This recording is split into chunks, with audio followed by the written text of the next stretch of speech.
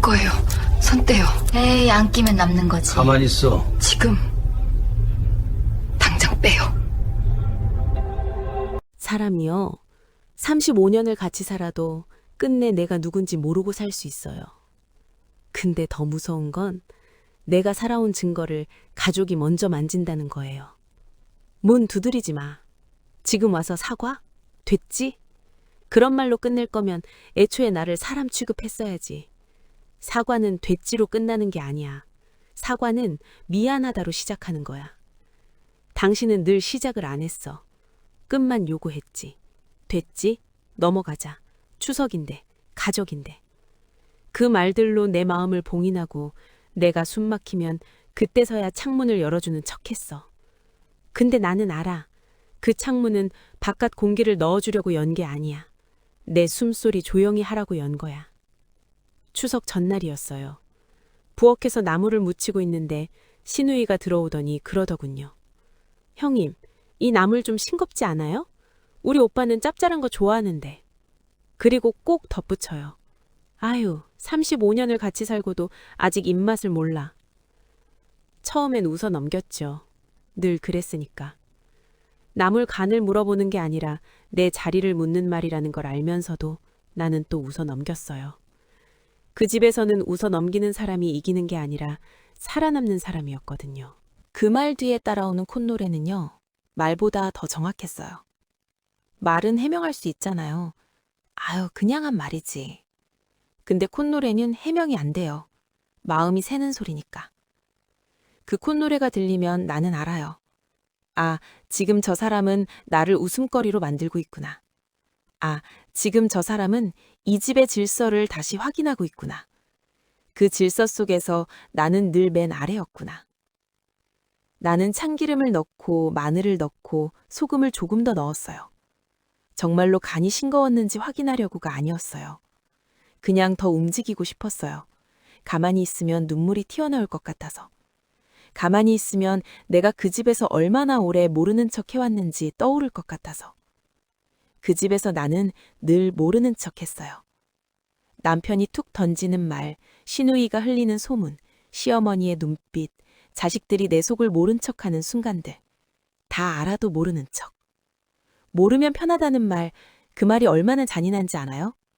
모르면 편한 게 아니라 모르게 만들면 남이 편한 거예요. 내가 모르면 다른 사람이 마음대로 할 수 있으니까. 내가 모르면 내 이름으로도 무슨 일을 할 수 있으니까. 나는 20살에 결혼했어요. 시집 가면 고생 끝이라는 말을 믿었죠. 고생 끝이 아니라 고생의 종류가 바뀌더군요. 친정에서 하던 고생은 적어도 힘들지라는 말이 있었어요. 근데 시집의 고생은 내 얼굴을 보는 사람이 없었어요. 그 집에서는 내 얼굴이 아니라 손만 봤어요.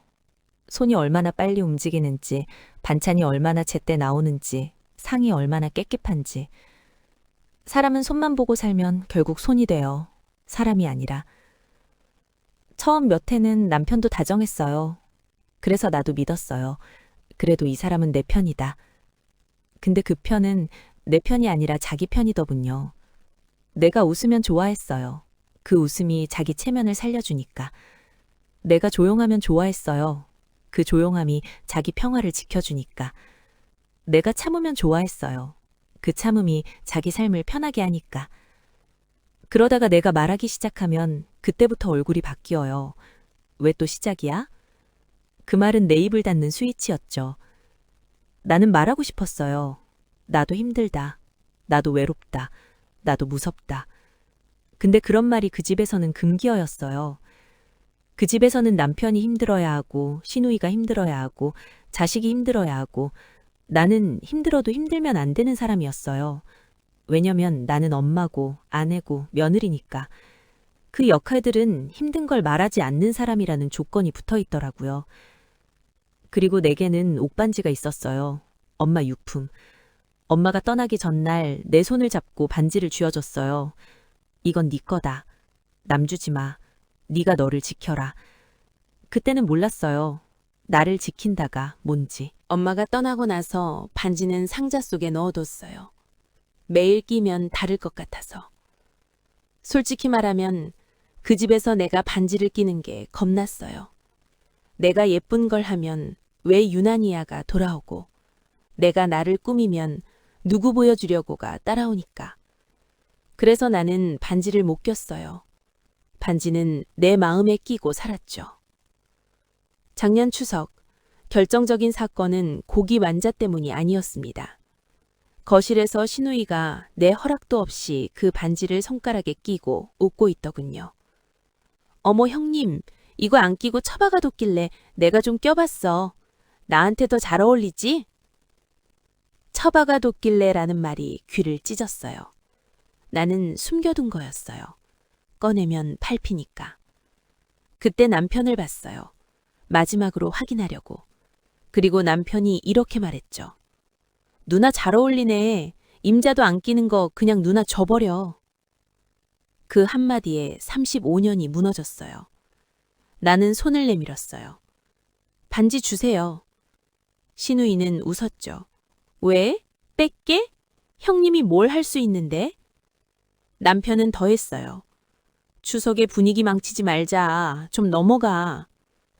그 말은 결국 하나였어요.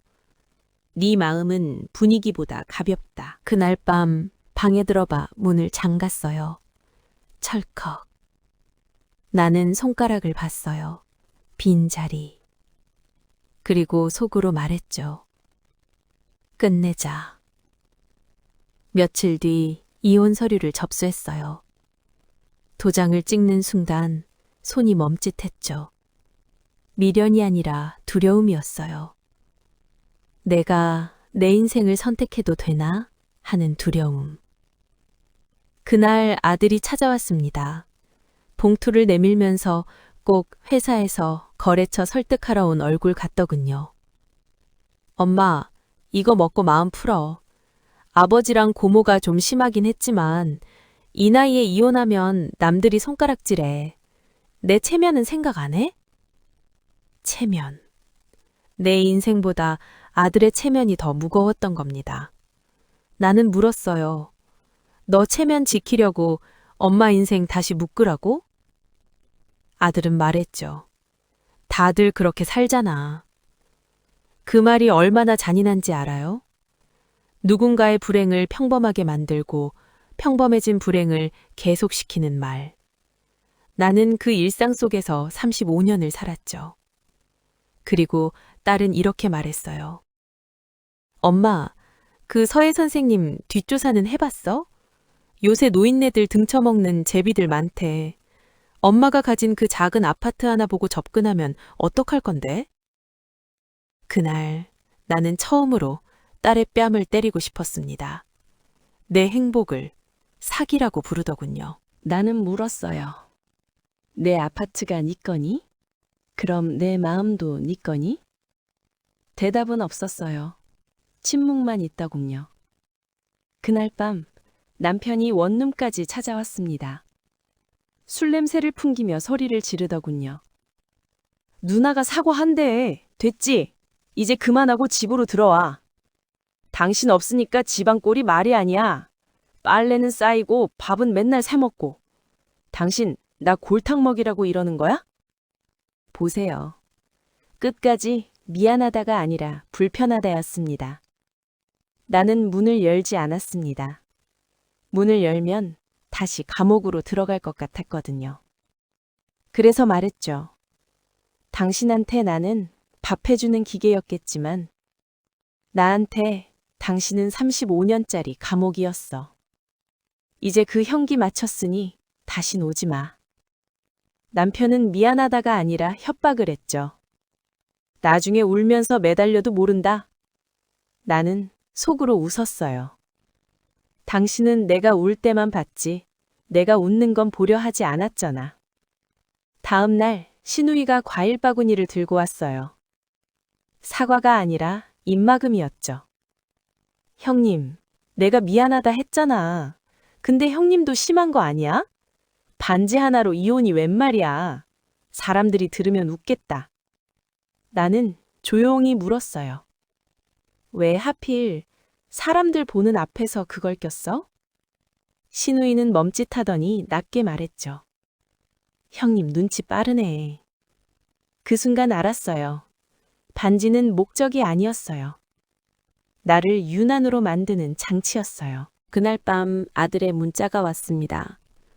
엄마, 고모가 말하길 아버지가 엄마 이름으로 뭔가 처리하려고 했대. 서류가 있다더라. 서랍을 열어 오래된 파일을 꺼냈어요. 예전에 남편이 그냥 사인만 해 하던 종이들. 그 속에 위임장이 있었습니다. 근저당, 채무, 보증. 내가 무서워하던 단어들이 조용히 앉아 있더군요. 가장 무서웠던 건 단어가 아니었어요. 내 서명이었어요. 내 손으로 내 목에 줄을 걸어준 기분. 남편이 나를 속인 것도 배신이지만 내가 나를 지키지 못한 것도 배신이더군요. 다음 날 아들이 다시 왔습니다. 얼굴이 창백했어요. 엄마, 큰일 났어. 아버지가 엄마 명의 아파트로 대출을 더 받으려고 했대. 나는 울지 않았어요. 울 시간이 지나간 거예요. 대신 내 안에서 차갑게 정리되더군요. 이제는 감정이 아니라 행동이다. 나는 물었어요. 그래서 너는 지금 온 이유가 뭐니? 아들은 버티다가 결국 솔직해졌죠. 엄마 집이 흔들리면 우리도 흔들려. 드디어 진짜 말이 나왔어요. 엄마가 아니라 엄마 집. 그래서 결심했어요. 가족을 지키는 게 아니라 나를 지키기로. 남편 전화는 스피커로 받았어요. 남편은 당당했죠. 아파트 대출? 생활하려면 어쩔 수 없었어. 가족인데 명의가 뭐가 중요해. 그 말이 너무 익숙했어요. 그 집은 늘 가족인대로 시작해서 예민하다로 끝났거든요. 가족인데는 따지지 말라는 주문이었고 예민하다는 내 감정을 무효로 만드는 도장. 나는 말했어요. 그 말로 나를 묶었지. 가족끼리라는 말은 내 입을 막는 주문이었어. 신우이는 또 봉투를 들고 왔어요. 이번엔 노골적이었죠. 이혼 취하하면 이만큼은 줄게. 반지 얘기 그만하고 서류도 그만 파. 나는 웃지도 울지도 않았어요. 돈으로 나를 다시 묻겠다고? 신우이는 마지막으로 저주를 던졌어요. 형님은 원래 혼자 못 살아. 그 말이 이상하게 내 등을 밀었습니다. 나는 늘 혼자가 무서웠어요. 근데 그 집에서의 함께는 진짜 함께였나요? 나는 늘 혼자였어요. 사람들 한가운데서도 혼자였어요. 그래서 생각했죠. 그래, 혼자 살아보자. 어차피 나는 늘 혼자였으니까. 이제는 내가 선택한 혼자로 살아보자. 그때부터 나는 내가 몰랐던 세계로 들어갔어요.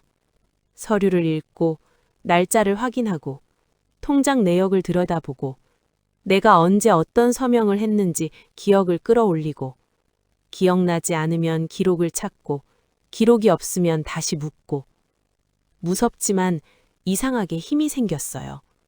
내가 내 삶을 파악하고 있다는 느낌. 그게 사람을 살려요. 그리고 서예 학원에 갔습니다. 나는 평생 빠르게 살았어요.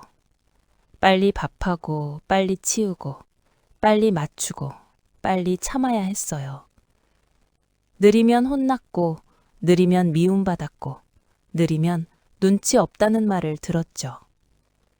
근데 서예는 느린 사람이 이기는 곳이더군요. 느리게 숨쉬고, 느리게 손을 움직이고, 느리게 마음을 바라보는 것. 붓을 드는데 내 손이 너무 굳어 있더군요. 손에 힘이 너무 들어갔어요. 그 힘으로 오래 버티셨죠? 처음 만난 사람이 내 세월을 알아보는 경험. 낯설고 따뜻해서 오히려 눈물이 나려고 했어요. 가족이 제일 무섭더라고요. 가족은 따뜻해야 하는데 내 가족은 내 마음을 가장 쉽게 찌르는 사람들이었어요.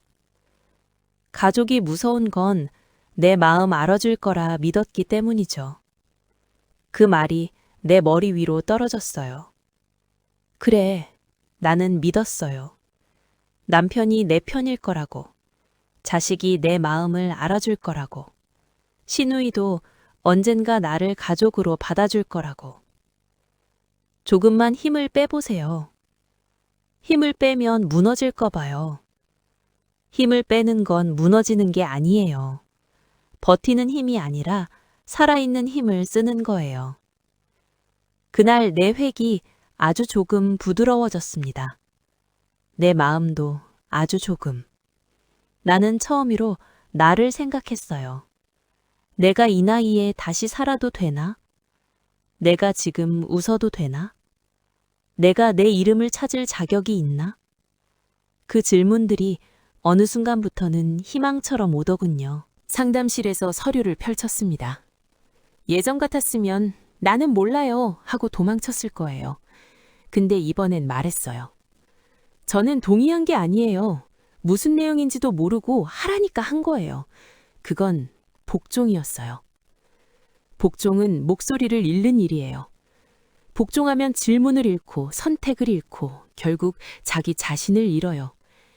나는 내 자신을 잃고도 그게 잃는 건 줄 몰랐어요. 그냥 다들 그렇게 사는 거라고 믿었죠. 상담사는 내 말을 듣고 고개를 끄덕였습니다. 그 끄덕임 하나가 내 인생을 살렸어요. 당신은 잘못한 게 아니다. 말이 없었는데도 그렇게 들렸거든요. 원룸으로 돌아왔습니다. 창문을 열었어요. 노을이 벽에 번지더군요. 보랏빛으로. 끝 같기도 하고 시작 같기도 한 색.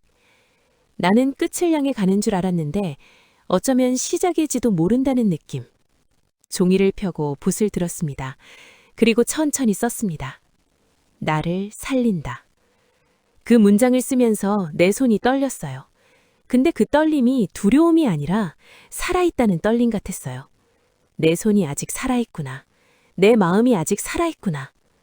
35년 동안 나는 남의 소리에 맞춰 살았어요. 시누이의 콧노래, 남편의 체면, 자식의 계산, 그 소리에 내 심장이 끌려가녔죠.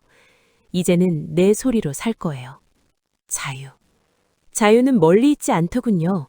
내가 문을 열지 않은 그 밤, 내가 감옥이라고 말한 그 순간, 내가 서류를 읽기 시작한 그 새벽, 내가 붓에 힘을 빼고 숨을 들이신 그 시간, 그 모든 순간이 자유였어요. 그러니까 문 두드리지 마. 이제 나는 열지 않아. 내가 나를 지키는 문은 내가 지킨다.